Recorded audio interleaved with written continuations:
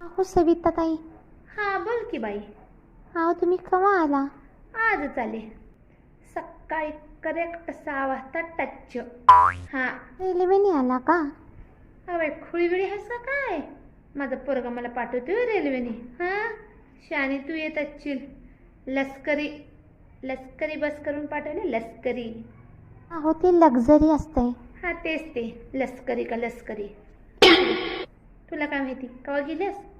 अगो काय ते लष्करी बस. हा हा हा.